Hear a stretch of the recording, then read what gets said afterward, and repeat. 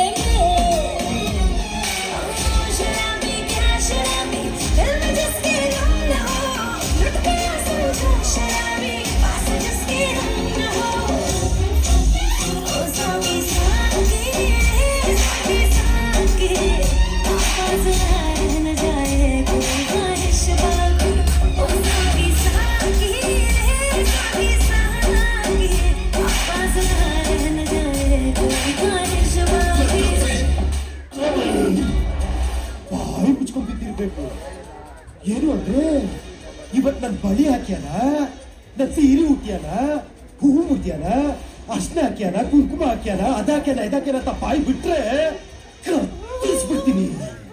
ನನಗೊಂದು ಮುಖ್ಯವಾದ ಕೆಲಸ ಇದೆ, ಅದನ್ನ ಮುಗಿಸಿ ನಾನೇ ಹೋಗ್ತೀನಿ.